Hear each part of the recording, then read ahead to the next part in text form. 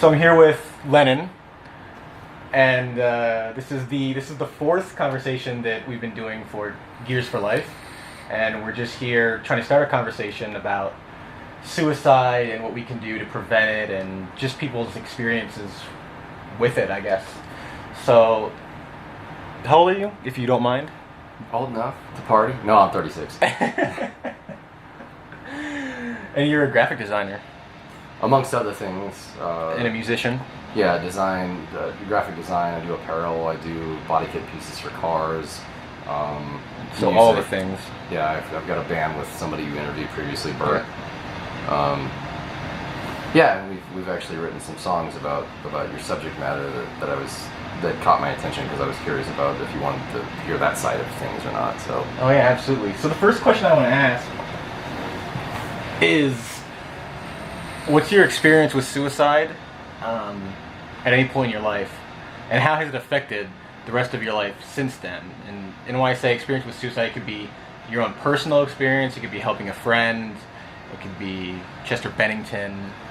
Well, he does play into it. Yeah, I mean, by all means, just tell a story. So my own personal experiences, I actually wrote a rather long piece about this on our band's Facebook page. Right around the time, I think it was when Chester Bennington committed suicide. Actually, let me structure this a little bit more. My experience with it was, let's get back to 2009, so almost a decade ago.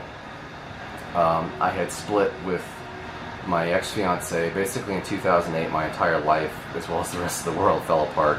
I lost my ex-fiance, my dad had a heart attack, my grandmother died, my parents' dog died, one of my childhood friends was murdered.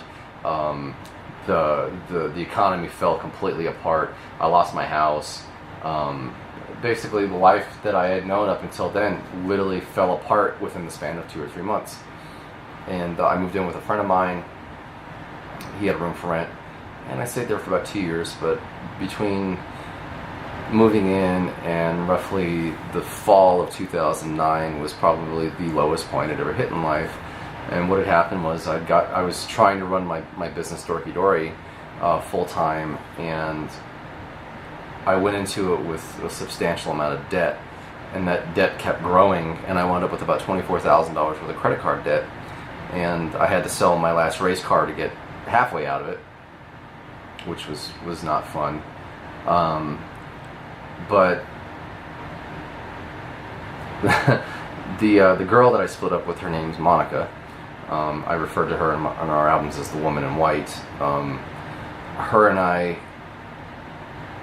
really, whatever friendship we had at the time had fallen apart, and she completely exited my life, and I couldn't take it. I loved her to death. I still love her to this day. Her and I are now like very, very close friends again.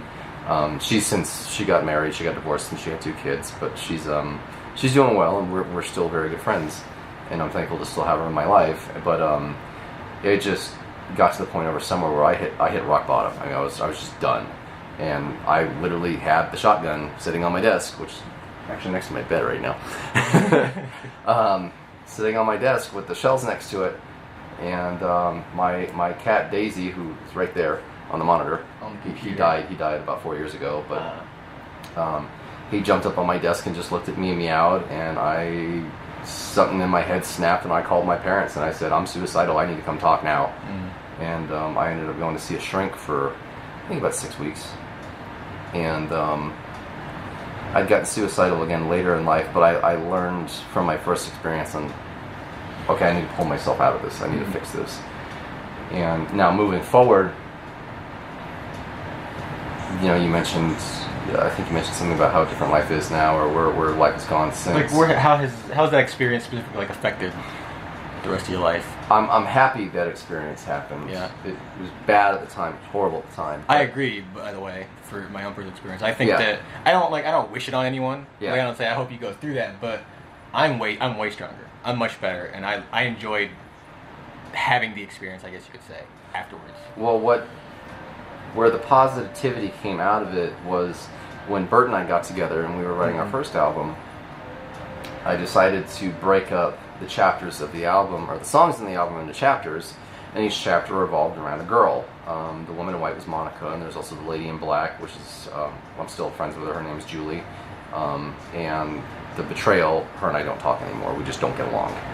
But one of the most powerful songs and one of the most personal songs for me to write on the album was called The In-Between, which is a song about the situation I just described, where I got very, very suicidal that summer, and my expression of just what was going on, and it became The In-Between, and it became one of my favorite songs. Bert hates playing that song, by the way, but and I absolutely love his solo and everything he did guitar-wise in there, but he just doesn't like the song. But I think what he did made the song. But it's just, it was a very, very personal song, and usually there's like one per album that's very personal for me, and that was the very personal song. And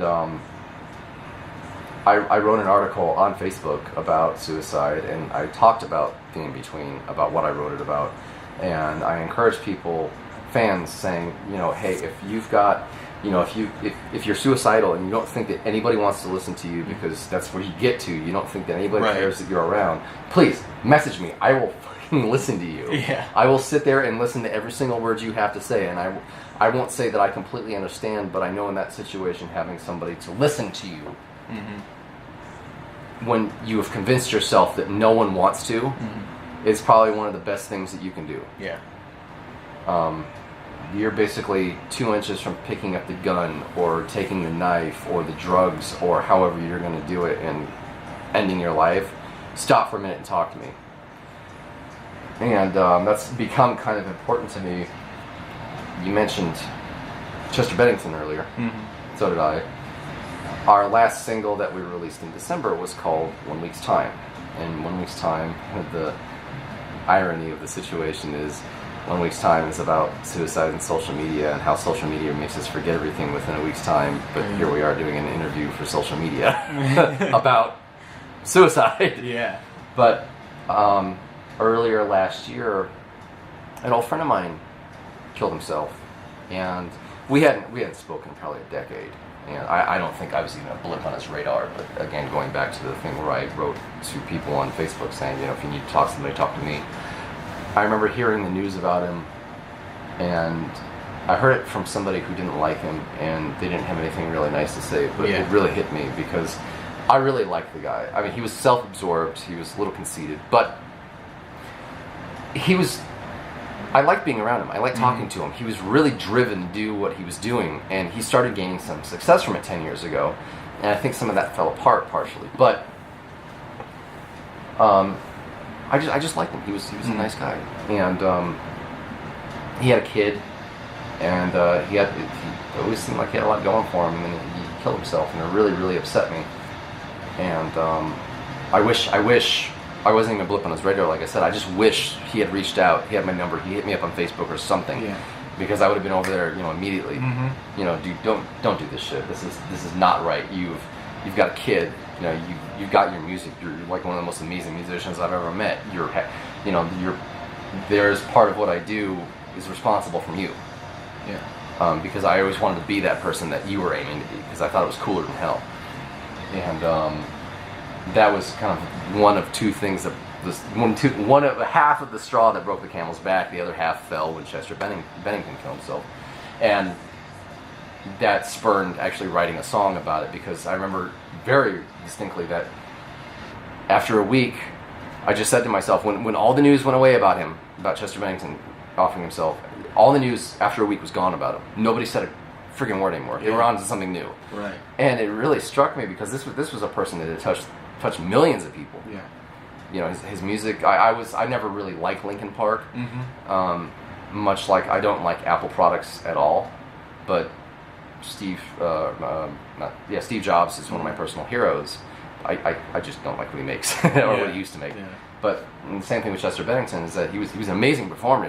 I've seen live Linkin Park videos, and he was amazing. He had a lot going for him. He had kids. He had a good career. One of the probably last musicians who made a career out of music, living off it completely. But he had all this going for him, and he killed himself, and supposedly killed himself. But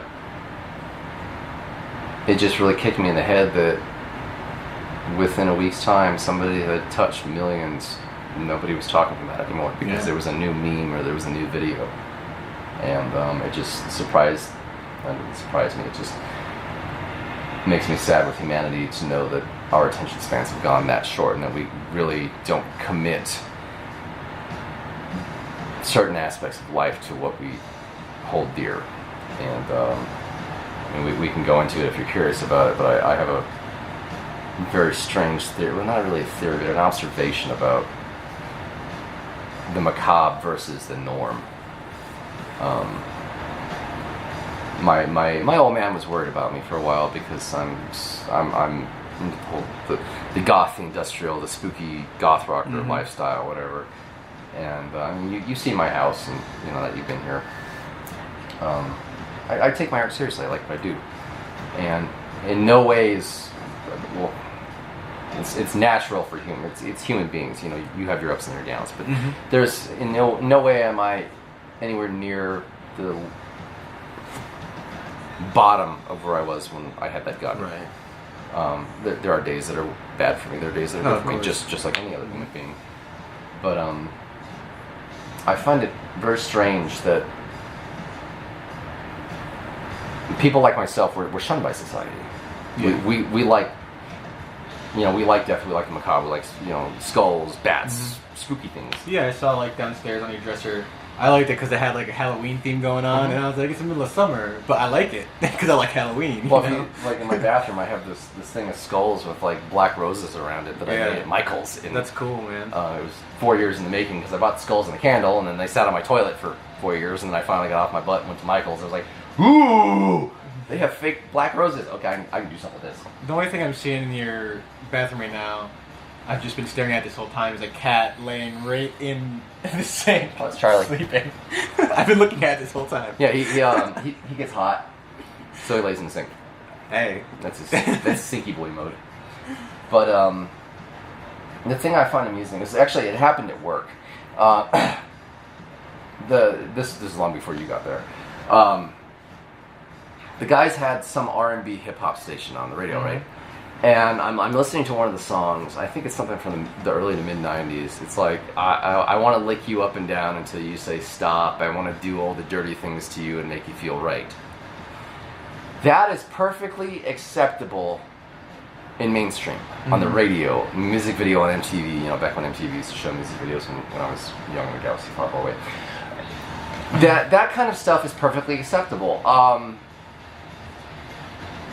But you get into talking about things in music that are introspective, that are that deal with deeper heartbreak and loss and abandonment, and some of the darker things of life, but also, you know, love in general. Sometimes that's not allowed. I mean, you get into metal music, and most people think that metal music talks about horrible things, Right.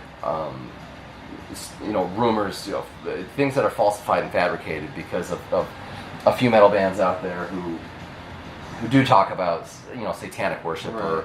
or church burnings or things like that from the mid-90s black metal era. But if you listen to a lot of metal lyrics, you may not necessarily be able to understand them, so you have to read the lyrics. But a lot of their stuff is very introspective, and there's a lot of people that talk about some very positive points on current social development in the world, or the lack thereof social development.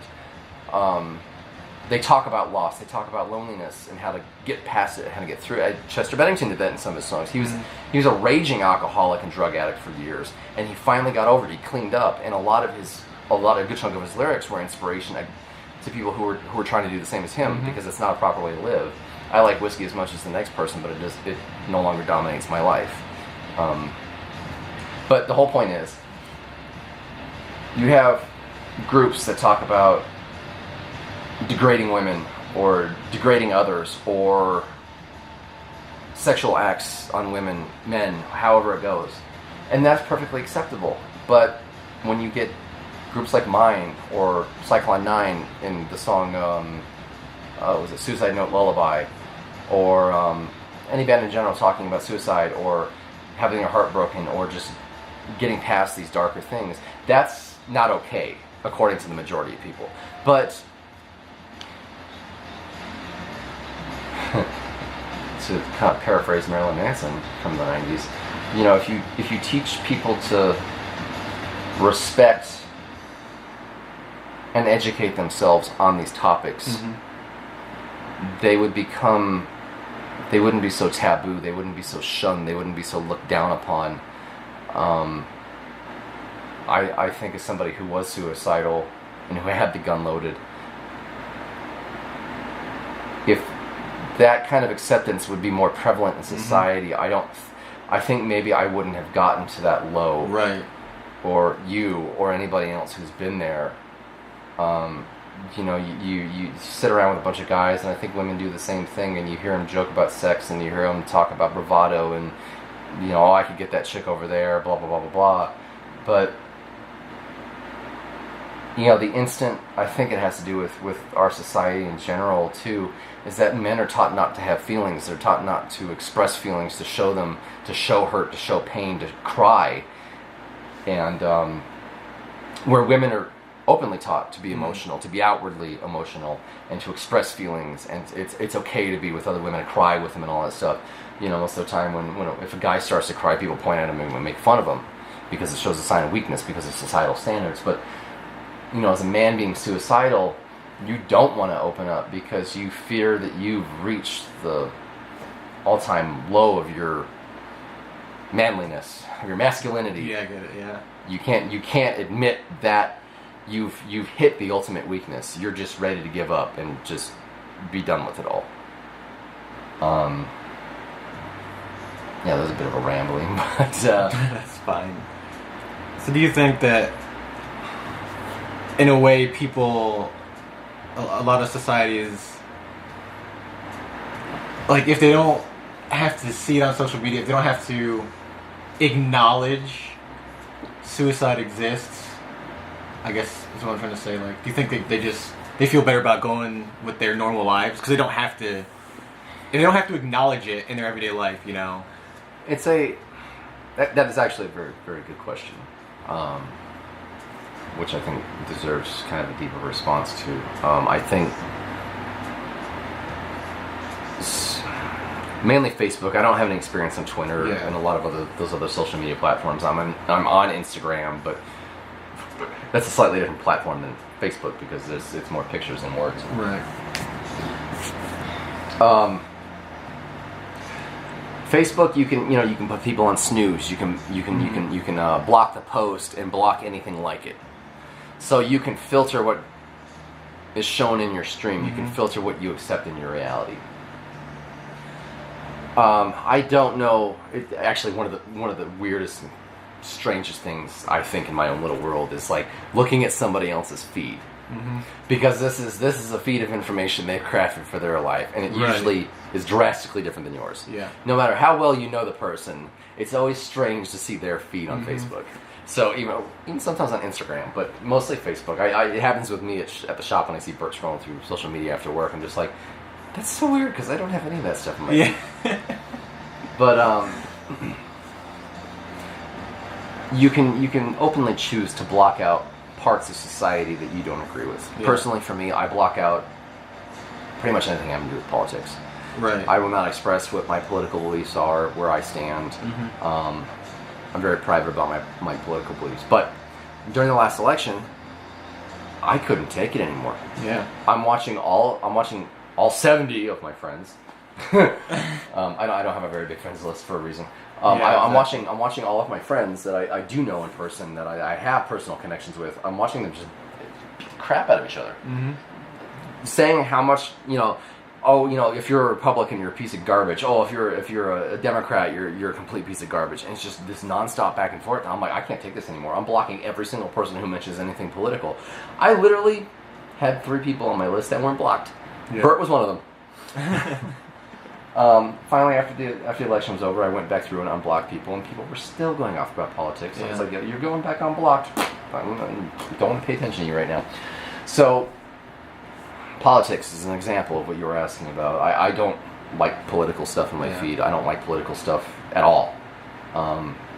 My last ex-girlfriend brought up politics with me one night. She said some things that hit a nerve, and I didn't really yell at her or snap. I kind of snapped at her a little bit, but sometimes people express things they don't consider the other person to be thinking about or important to them, especially in terms of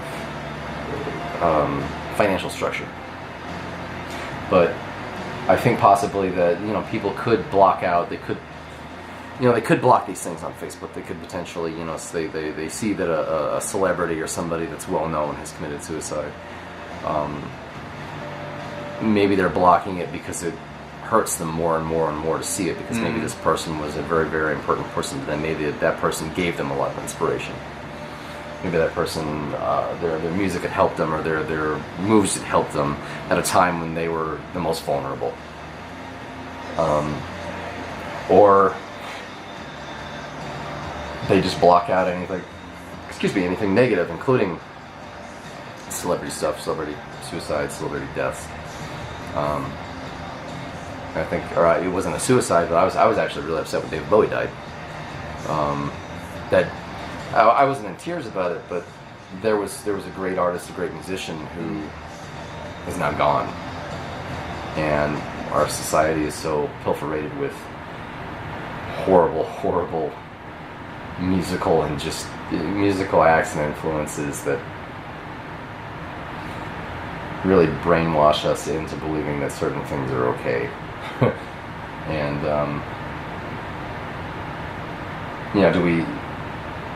do we block those things out? I do. Yeah. But you never know.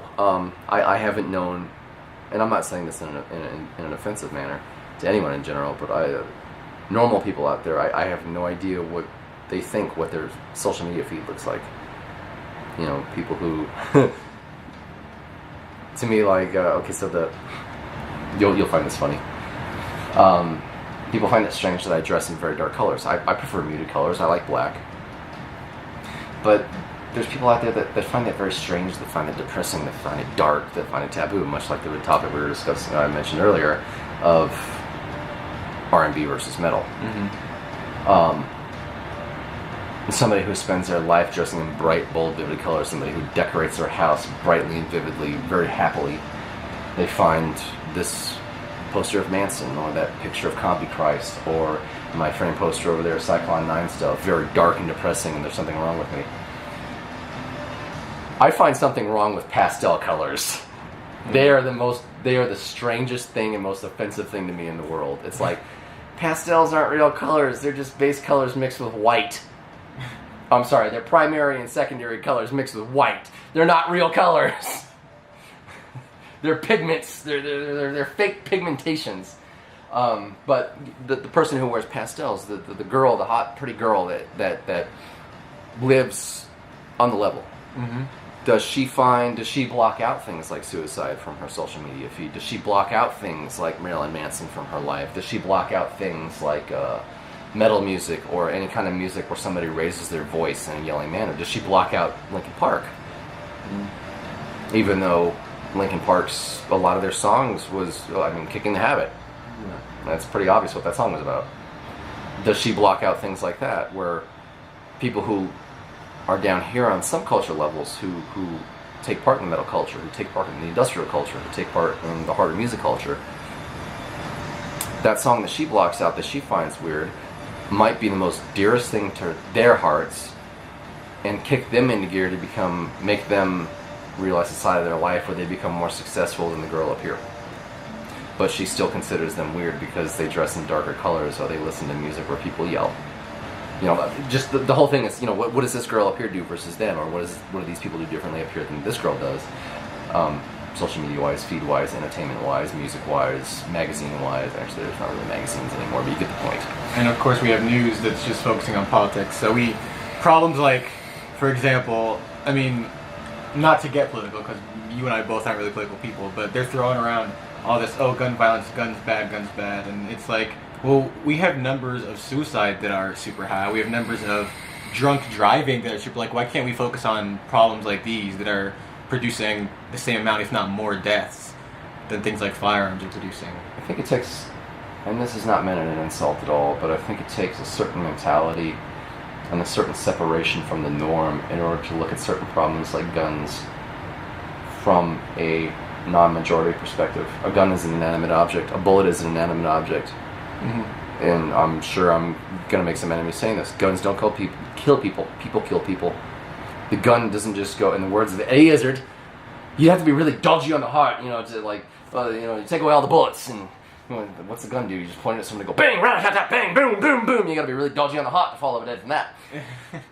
So it's not really, it is not guns that kill people, it is people that kill people. And I've had an argument with an old friend of mine, we don't speak a lot anymore, but he used to like pestering me about politics and about certain things that I'm okay with, and guns are one. I've been raised around guns.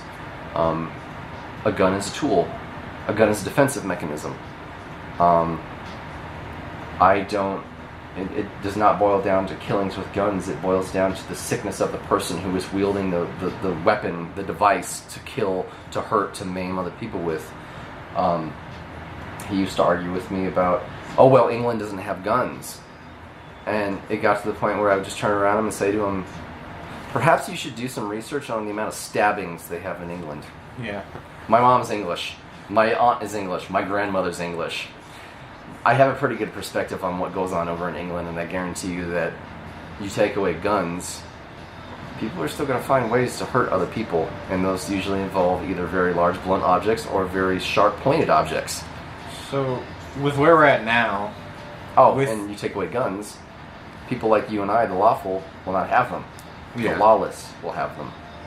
So, with things like that, firearms and people killing people, and just... Do you think that we should be focusing less on those specifics and more on just mental health as a whole? So the problem with suicide and gun violence, and do you think it's like mental health based? Do you think that should be the top of our priority list? I think a lot of our society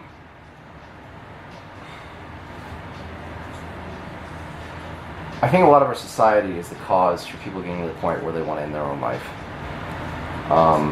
Again, going back to just the fundamentals of the difference between masculinity and feminism, femininity and masculinity.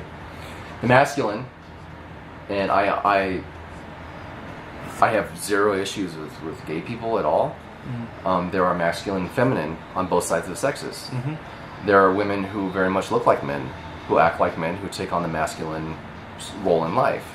There are men who take on the feminine. They look very feminine. They look, they are the submissive versus the dominant. The masculine is taught not to express its weakness, its pain, its suffering, its sadness. It's meant to shoulder it, to stand firm. And then the feminine is taught to express those feelings without a problem. And if we don't put so much... You can be masculine and you can be strong while also being emotional and actually being outspoken about what's going on inside of you. You think it takes greater strength to show that as a man, maybe? Yes. I didn't start... The only other man I ever expressed love towards outside of my dad for the longest time was one of my best friends, John. He taught me how to tell another man, I love you. Mm-hmm. Not in a romantic way, but in a platonic way. Mm-hmm. And now a lot of my very close male friends, I will tell them I love them because I genuinely love them. They are part of my life. They are part of my family. They are part of what makes me me, and I'm proud to have them in my life. I will go to certain people, men, and say, dude, I'm hurting right now. I need to talk. Mm-hmm. That takes a lot of courage, too. For me in my own life, you've seen me around the shop. You've experienced me quite a bit. I have a very hard time warming up to people. I have a very hard time talking to people. When you first get to the shop, I generally won't talk to you because I just don't know you. It's not being rude. It's just I don't have anything to relate to you with. Yeah. When I start seeing you around the shop, when I hear your conversations with the guys in the shop, and say you're into metal music, okay, now I have a way to bridge talking to you. What bands are you into? Do you play instruments? What do you like about metal music? It opens a door. Whereas as much as I like performing on stage, I'm an introvert. Mm-hmm. I like being at home. I like being quiet. I will go out in public, but it usually takes me a while to recuperate. When Bert and I were playing shows nonstop, it takes me weeks to get over that stuff. Yeah. But I have male friends in life now that I will break down to and say, I'm hurting really bad, I need you to listen. You know, I'm sad, I'm upset, I need a friend, I need somebody who loves me, who cares about me to really listen to what I have to say. Not from a standpoint of being suicidal, I've left that in my past, but when you're at that point, I think that, you know, actually I was making a point, which I don't know what the hell it was, but you're at the point of rock bottom, you're not going to have the strength to open up to usually a man in your life. Usually it's females that you'll open up to, just because the masculine understands that the feminine is more emotionally invested than the masculine is. Instead of calling you a pussy for being hurt, they're going to actually listen to you. But also at the same time, you're so broken. I think that if society, it's okay to teach masculinity to the masculine, but it also needs to be taught that it's okay to be gentle, it's okay to be hurt, it's okay to be fragile, because you're human, that happens. Some of the strongest men in the world, let's go to Steve Jobs. Steve Jobs, owner and founder of Apple, one of the founders. One of the most inspiring people I've ever researched or witnessed or seen. I don't agree with his products, but he lost what he spent over a decade building to a board of investors and trustees. He lost his company to them. They kicked him out. So what he spent 10, 15 years building, 20 years building for himself was taken away from him. And you can bet your ass that he broke down. He was at his all-time bottom. I mean, this was someone who was at the top of his game in his 20s, his late 20s, early 30s. He was at the top of his game and just doing amazingly, and had something that he built, he spent his life investing into, taken away from him. You bet his ass that he broke down with his probably his dad, when his dad came to see him, because dads always do that. You know, dads that genuinely love and care about their sons and want their sons to do good, they will come see them, they will help them in their time of need. And I guarantee you, he broke down just sobbing in front of his dad. And that was probably one of the hardest things he'd ever had to do.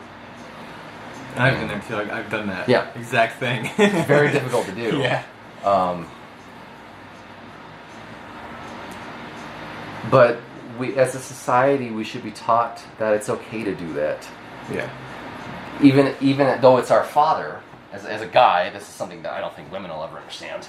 Because men usually always want to make their fathers proud. They want to they want to make their fathers happy. They want to go forth and take what their fathers have taught them and prove that they can be men too. I think it's just part of being a man with a dad. Or you have men that resent their dads and they want to outdo their fathers. You know, we should be taught that it's okay to break down and cry in the arms of the man that raised us, or the man that stands next to us as our second in command or our best friend. Women do it all the time. Why should men not be allowed to do it without being ridiculed? I actually have a question. I have to tell a story first, because the question follows it. But we're in Vegas, so you know we have the Strip and Fremont Street and stuff like that. I was on Fremont Street. And I'm not a sports person, but go Knights! Go Knights! I'm right there with you.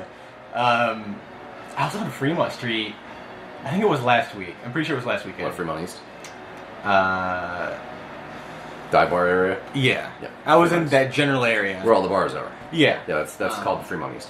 But we were walking back and forth, so I was on both parts of Fremont, really. Because me and my buddy like to go see the performers and see what's going on. Oh, okay. He drinks. I don't, obviously. But every hour, you got the big, what do they say, the large television screen? Oh, Fremont Street whatever. Experience? Yeah, they got the big Fremont Street Experience, huge screen that goes like a couple blocks. That every hour, the lights will go dim and they'll show something, a concert. And interestingly enough, we were stopped watching a performer, and this happened, and it was like a park. Oh, nice. Okay. And they played 3 of their songs. But it was just interesting because everyone usually gets quiet and they start filming, and because you got all the tourists that are watching it. And for the first song, it was basically just Chester's huge, like his whole face and upper body was across his whole screen, singing. And me and my buddy are sitting there watching it, and everyone knows I'm doing this Gears for Life thing, and and he's sipping his beer, and he just kind of looks at me, and he's like, "There's people like that have committed suicide, and he has everything. He makes a lot of money. He's known worldwide. He has, I think, like 7 children. He's married. He has a nice house. He has all these things." And he was like, "But he still committed suicide." And he looked at me and he's like, "Christian, I need people like you around so that I can bridge the gap and understand why this is happening." Mm-hmm. And I didn't cry when Chester killed himself, but standing there, like, just watching his face was unnerving to me. You know what I mean? It bothered me a lot. Not in a bad way. Like, I was out in public, and I'm not, like, I cry, absolutely. Like, things happen, and I get right in there.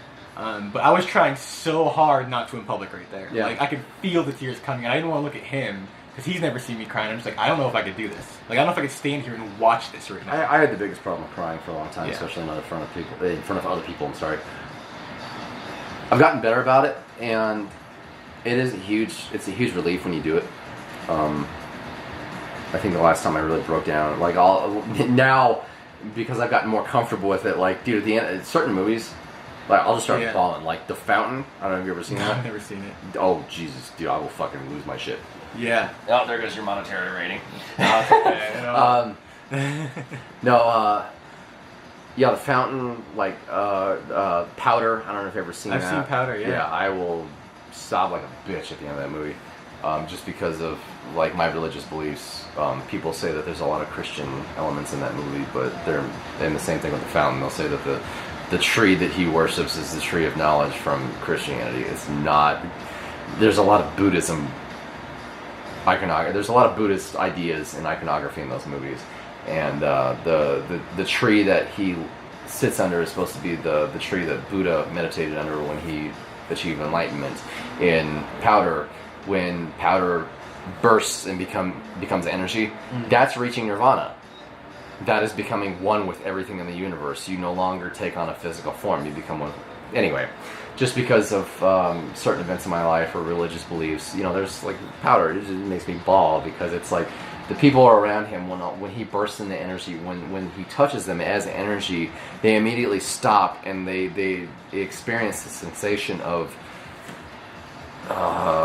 almost enlightenment that they've never felt in their lives. They're energized. They feel their emotions overwhelm them. But I think the last time I genuinely cried over a person was that we have a song called Savior, and Savior is not meant as an anti-religious song or as a religious promotional song. Savior was the most personal song to me on the last album because it was written about, long story short, growing up, one of my best friends, he was my neighbor. He had a little sister. Her name was Chelsea. Chelsea and she would come out. He was from Alabama. He moved out here with his dad. And Chelsea would come out during the summers, usually for 2 or 3 weeks, and visit the old man. And I met Chelsea, God, she must have been 13 when I met her, maybe 12. Anyway, she's 3.5 years younger than I am. So she's like 32 and a half, 33 now. Anyway, she came out, and she would come out during the summers, and her and I always got along really well. And of course, at the time, Josh and I were, we were like 14, 15-year-old guys, and it was my dorky sister, man. Where the hell you want to hang out with her from? I was like, I like Chelsea, she's cool. And Chelsea and I had this, like, special bond, and we always had a crush on each other, but we never figured that out until much later. The last time I saw her, I think I was maybe 18, she was 16 or so. We were sitting in my driveway and I was having a cigarette, and I didn't know she smoked. She took a cigarette from me, and we just had this really cool conversation that I can't remember anything about, that she made it a point to remind me about. And that was the last time I saw her up until about, it must have been 99. Yeah, it was 99. Her and Josh rolled through Vegas in 2004, and they stopped by my parents' house when I was living with them, and I came home one night, and there they are sitting on my couch. And it was great seeing them, and come to find out that Chelsea was married, and I got really butthurt. I was really pissed off because I had this gigantic crush on Chelsea, and I was just a total dick to her the whole night, and I feel really bad. And that was the last time I'd seen them until they got a hold of me. Well, Josh got a hold of me 2 years ago via Facebook, and they never had social media up until literally 2 years ago, and Josh and I started talking. It was nice to rekindle a relationship with somebody that was one of my best friends as a kid. And I immediately snapped. I was like, I gotta go find Chelsea. And I looked at Chelsea and was like, she's not on here. What the hell? I was like, oh, her middle name. I tried her middle name. There she is. And her and I started talking again, and it was like we had seen each other yesterday. And we built this kind of relationship with each other over a period of about 3 or 4 months. It was actually right as I was moving in here. I had lost my townhouse. It's been on for like 5 months, I think, 4 or 5 months. Lost my townhouse, had to move back in with my folks for a little while, found this place, moved in here. And it was like I found my person again almost, but I hadn't seen her in so long. And of course we had Facebook, and we had cameras, the smartphones and shit to send pictures back and forth. I was so heartbroken when I found out she had become a born again Christian, because her beliefs don't mesh with my beliefs as a Buddhist. I don't believe in a God. I think there's something out there that's greater than us, but it's not a guy sitting on a puffy cloud with a white beard judging us for our entire lives. I have no problems with Christianity. If that's your faith and that's what drives you and that's what helps you with your life, then I mean, by all means, go for it. But things kind of came to a head between us, and she told me one night, I can't love a man who doesn't love Jesus, and it really, really, really fucking hurt. I mean, it just wrecked me, and I was very upset for about 3 or 4 months over Christianity. And that was right before we started the writing sessions for the second album. And I came up with this beat, and I really liked it, and I played it for Bert. He dug it, and he started writing guitars to it. He came over the night before Thanksgiving of 2016. And we sat down, and he started writing for what would become Savior. And he did just such a kick-ass job to it. And the original lyrics, I was having problems writing the lyrics for it. I didn't want to record lyrics until the music was done for all the songs, which we'd never done before. And the initial lyrics started out as just very angry against Christianity because of what happened between Chelsea and I. And the lyrics, I didn't like where they were going. We're not an anti-religious band at all.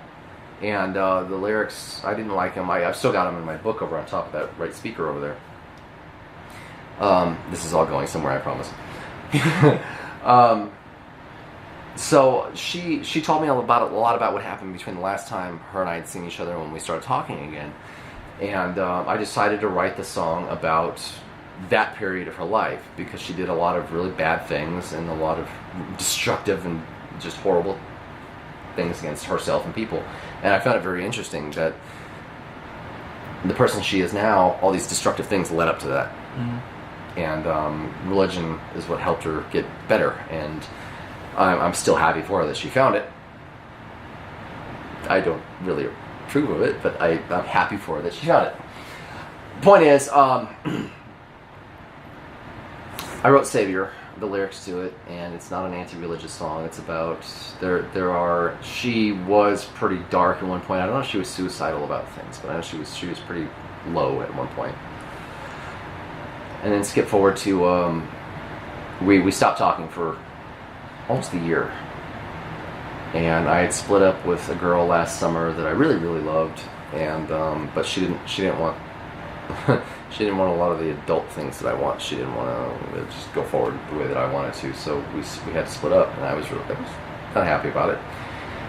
And one night, my phone buzzes, and there's Chelsea. And we start talking again, and we started getting to become, not friends, but just getting close again. And the first weekend of November, was the last week of October, right before the first weekend of November, her and I were talking, and she said something like, so what are you doing this weekend? I was like, nothing. She's like, oh, that's a bummer. I was like, yeah, it'd be really cool if you came out and hung out with me this weekend. And she's like, hey, I gotta go. I'll call you back, or I'll talk to you again in an hour or two. I gotta go, deal with some work shit. I was like, okay. She calls me 2 hours later, and she's like, hey. So what? She's like, you coming to pick me up from the airport on Friday? I'm like, are you serious? She's like, yeah, come pick me up at 9:30 from the airport. So she came out and spent the weekend with me. And I fell drastically head over heels in love with her, more so than I already was. And she left. And that Sunday when she left, I spent all fucking day crying, dude. I mean, I found my person again. the woman in white was my last person. Like the I call it nose smile love. Monica used to do this thing where I'd kiss her or I'd get really close to her face, and she would do this thing where her nose would wrinkle right here when she smiled, and I called that nose smiling. And I hadn't felt that way about a person in over a decade, and then Chelsea came out here, and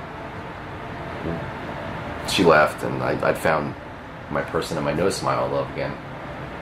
And it wasn't crying from hurting, it was crying from the fact that she had touched something in me that I thought was dead. And I was talking to a few friends during that, some very close friends. One of them was my buddy John, and I was like, I haven't stopped crying for like 2 hours. I don't know what the hell's wrong with me. And it felt good because it was neat because as a man there was an area of emotion that was touched that hadn't been touched in over 10 years. And it's very strange that, as men, we block out a lot of our emotions. I mean, I've seen you guys out in the warehouse at work, and just the things you say to each other, I'm like, holy crap. Yeah. And like James, him and I have a very special relationship with one another, and the same thing with Taryn, where there are things that I will not say to people because I don't think they should be said. I don't think you should be made fun of them that way. Yeah. And both of them respect it, and I can open my mouth and say, I don't, much like I told you when you first started, I don't say those things, so please don't say them to me. Right.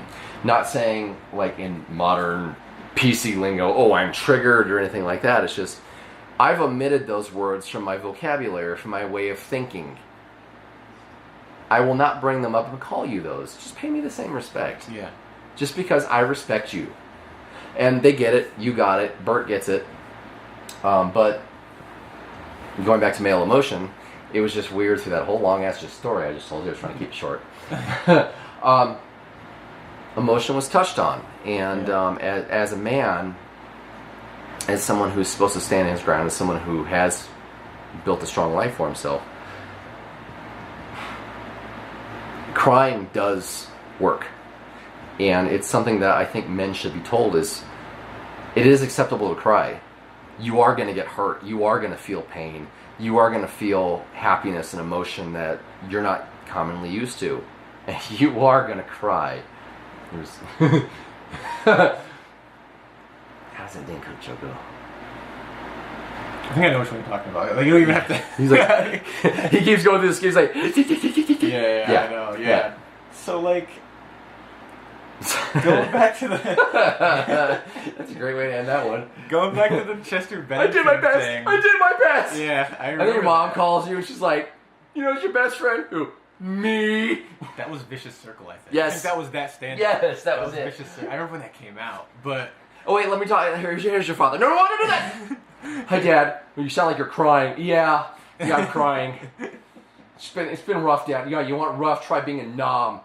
Yeah. Sorry, go ahead. So, like, going back to the Chester Bennington thing, when my friend, he says to me, like, I need you to help me bridge that gap. Like, how do we explain to someone why someone in Chester's position felt the way he did enough to commit suicide? I think maybe, like, I don't know your friend, so I can't judge. I'm just saying, like, people in general, they say they don't get it. Hang on, where I was going with it. I think there are people like your friend, like that normal girl I talked about, who will never hit that area of life. So they can never understand it. It's just kind of like... Yeah, you never tap that darkness in your life or that area of emotion in your life. You're never going to touch it. Right. Part of being an artist that a lot of people don't understand is that there's certain artists that make on the level things, and then there's certain artists that make things that really come from pain, that come from experience, that come from somebody kicking their ass, or maybe their first kiss, or the first time somebody said thank you to them. There are some people in life there's artists. A lot of artists tap into areas in life and purposely torment themselves to create their vision, whether it's writing, whether it's graphic design, whether it's music, whether it's paint on a canvas. Sometimes artists go to very dark places to come up with what they come up with. There are people who appreciate that art because perhaps maybe they've never been in that place in their life. Bridging the gap. There are people who don't understand what it's like to hit rock bottom because they've never hit rock bottom. Mm-hmm. Or if they did, they had different tools and approaches and maybe philosophies in life to pull themselves out of it before they got too far down. Like Fight Club is one of my favorite movies in the whole world. And there's a line in the movie by Tyler Durden, I can't remember what the hell he says. It's something something until you've hit rock bottom. You can't truly live until you've hit rock bottom or something like that. And I think it's absolutely true. There are reasons why life pulls you in weird directions, and it took me until my 30s to figure out that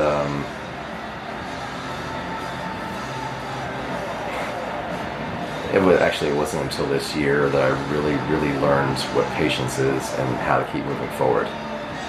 If you don't focus on the things that are keeping you down, you just keep focused walking forward. It's a very difficult lesson to learn. It's something that's difficult to just practice. Yeah, it's very hard. Like, you want to break down, you want to cry, you want to just stop and just let it consume you, but when you learn how to keep walking forward and not let it's going to pull on you, but not let it stop you, it's a very difficult lesson in life to learn. And you become very much stronger because of it. But hitting rock bottom, if you're not experienced with it, is very, very, very hard to get out of. Yeah. So, I have a question that I ask during all of these, just to see different answers from different people, from different backgrounds of life. If you had all the money and resources right now at your disposal, here in 2018, with suicide on the rise in America here, what would you put those resources and money toward to try and drop the numbers, try and combat suicide successfully? What would be your first step? Would it be starting a conversation? Would it be throwing it at more, mental health clinics and hospitals? Or what would be the first step here? I've never thought about that. There was one point in time when I was dating Monica, and she asked me a question. Monica actually used to live in the houses directly that way, where you turn right in here, go left into that housing complex over there. So me living here is kind of a strange coincidence because I've had experience out here. It was a decade ago, but we were driving, it was on a Friday night, we were driving to what used to be Crave down on the Strip. They had a lounge area, which, scooting back even further, that Crave used to be called Club Ibiza, which was like kind of a rave-ish club. And the lounge area, I got picked up as a resident DJ for House and Speed Garage, and I think I was a resident there for about 9 months. Gizmo, get away! Really?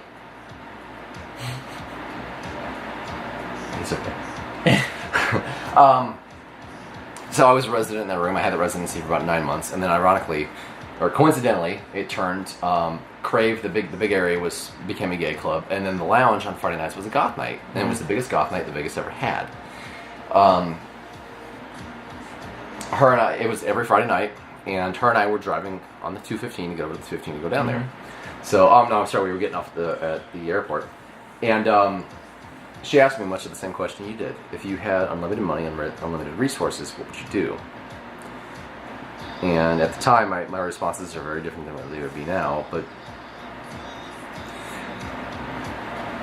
a lot of it revolved around art and music. And I think the same thing would be applicable now. There's a lot of music plays a huge role in our lives for people who are open to the experience. Coincidentally, is Nine Inch Nails is playing in the background right now. Trent Reznor said in an interview at one point in time, they asked him, what do you think of the current state of music? And he said, music has become a disposable commodity. And to harkening back to our earlier part of the conversation, there are some people, like the normal girl who's up here, who never experiences suicidal thoughts. She is the one who sees music as a disposable commodity, because every week she has a new favorite song, especially now with how music is disposable. People don't spend time with music like they used to. They don't go to like a store, like Best Buy, or even before that. The other ones come to mind, Suncoast, but that was movies. You don't go to a store and buy an album from your favorite artist anymore, Right. because there's a 2 to 5 year gap between the artist releasing new music. You don't go to the store. You don't. Would you knock it off? You don't go to the store and buy an album and absorb it. Yeah. You don't absorb every lyric. You don't absorb every note anymore. You have a new song every week, or a new couple songs every week that you're into, and then like the next week comes around, something else new comes along, and you kind of don't ever listen to those songs again. Or maybe they come up on a random, and you're like, "Oh, I used to like this song." We dispose of our music, but there are some people who still, like Jordan at work, me, Bert. I'm not sure how you are with music, because I haven't really talked to you about it, but music plays a huge part in our lives. I can personally define chunks of my life by the albums, the music I was listening to. I'm the same way. Every single like suicidal event, I could, like a song, boom, I'm right there again. You know. I have albums to describe areas of my life, and part of a lot of your question, what would I do with it? Start bringing a lot more bands here that may make a difference for somebody in Vegas to see, that bands that normally don't come here.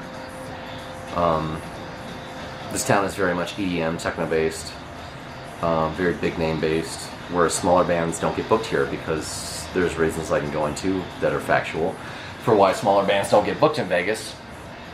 But you never know that one band, that obscure European band, that obscure metal band, that maybe somebody who is not having a good time in life just desperately wants to see live. Mm-hmm.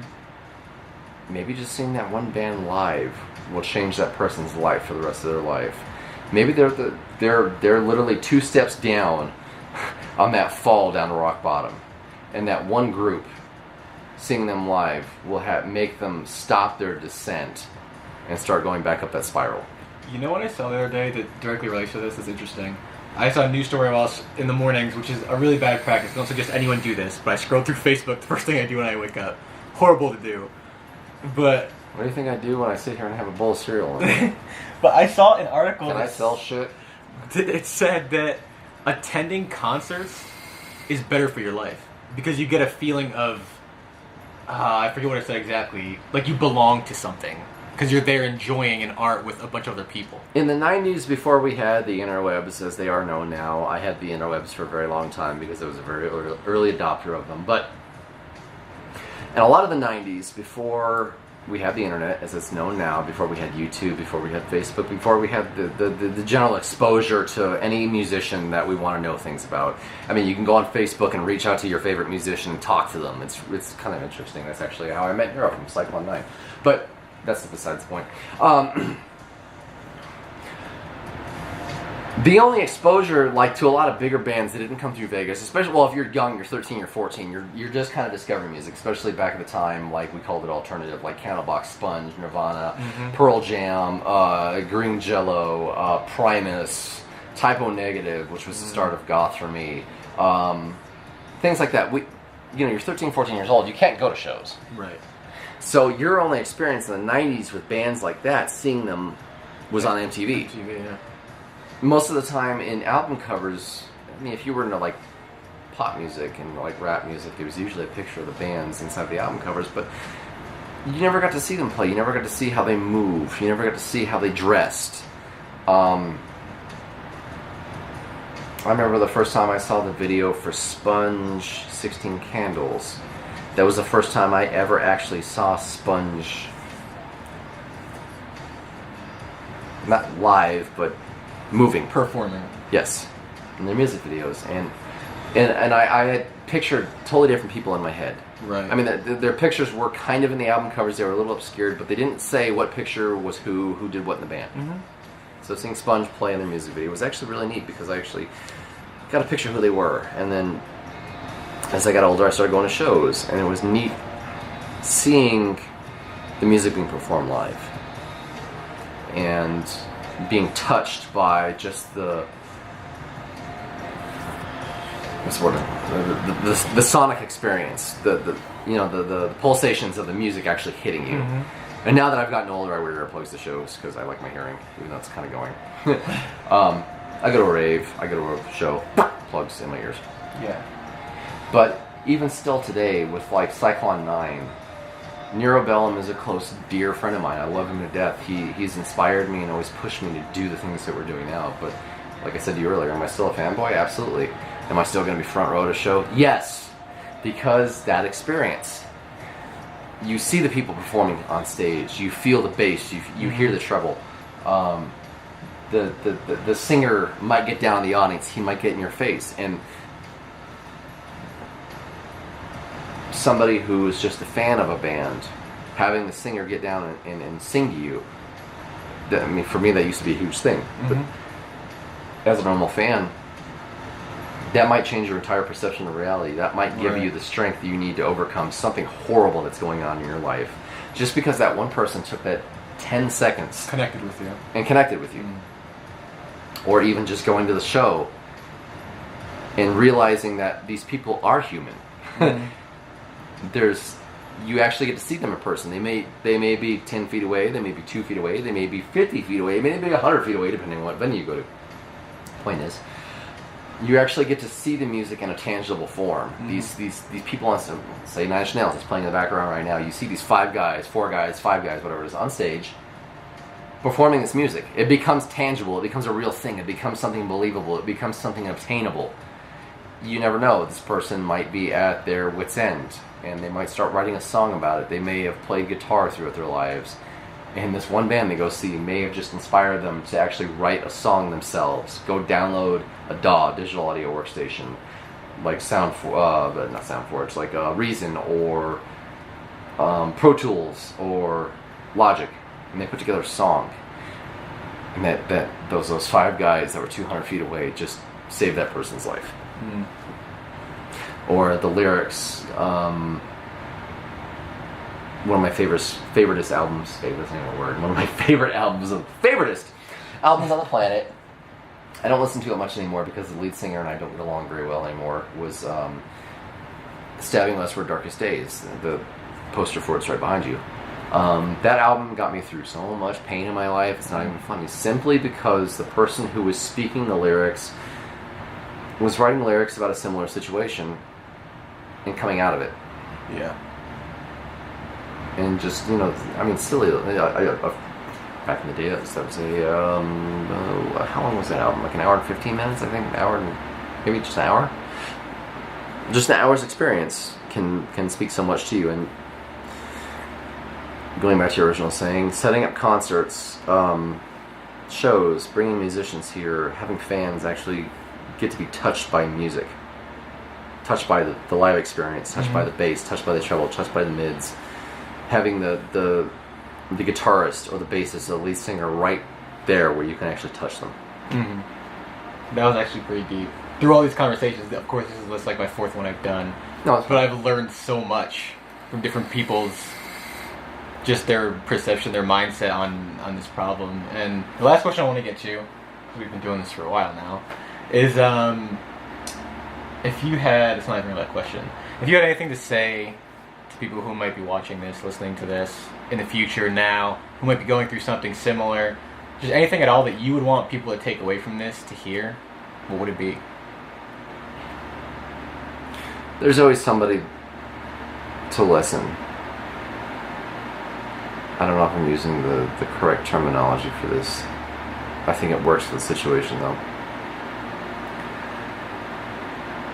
When you're at rock bottom, it may be the most inadvertent person in your life who wants to listen to you. Like I was saying earlier in the conversation with my buddy who committed suicide last year, who inspired the song One Week's Time. I was so inadvertent in his life. I was so non-existent. But if he had somehow reached out to me, I would have listened to him, and I would have been at his apartment or wherever he was living within 10 minutes. To listen to him, to stop him, to help him. I would have been there. I would have held his hand. I would have let him cry. If he needed a hug, I would have given him a hug. If he needed to cry on my shoulder, I would have let him cry on my shoulder. Just because I had been at that point and I knew the pain that he was in. It's a very specific pain. You've been there. It's a very specific pain. You know, if you are to that point in your life,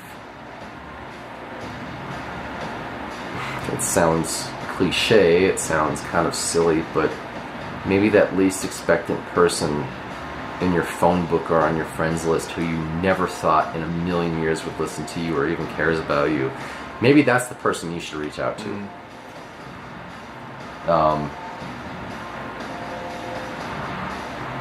But again, it goes back to, you know, are you gonna, you're at that point, are you really gonna consider it? And that's one of the hardest parts of it, I think. At least in my experience, so. I guess maybe for me it was defaulting back to the two people that brought me into this world were my parents. They were the beginning. I don't see them a whole lot now. I mean, we see they brought me the car because the situation's currently happening. But they are the beginning. If you've got a good relationship with your parents, if your parents genuinely love you, which most parents do, you know, they are a good source to go to.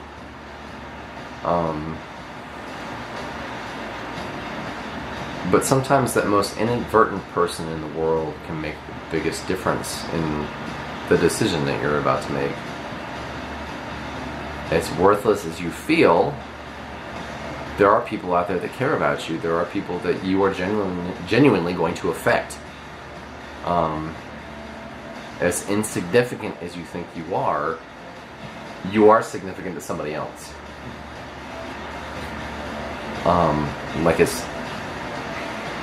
This is very, very personal to admit this, but like, as much as a failure as I think I am with women, there are a lot of women through my past that have no idea just how deeply I felt about them. How much I wanted to, and I'm not saying this from a sexual perspective, not hopping into bed with them, even though that's sort of part of it, the sex experience, but just to genuinely experience that person, their emotions, their smell, their touch, their likes, their dislikes, their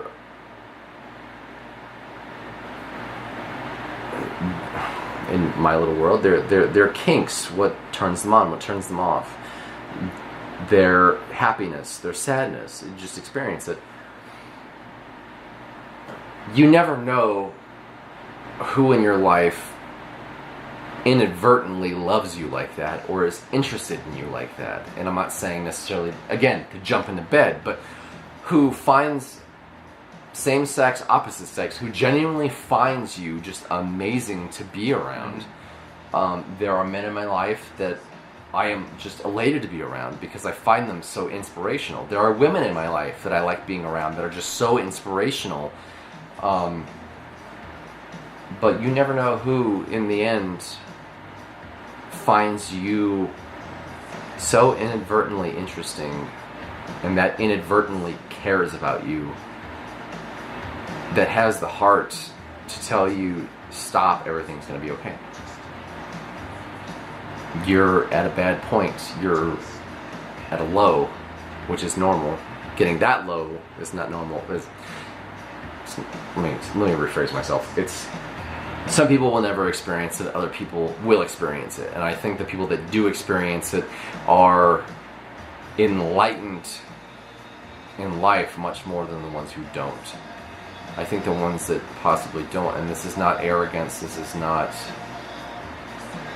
being self-centered, but I think the ones that don't experience it, the ones that never hit that low, have never taken the risk in life to hit that low.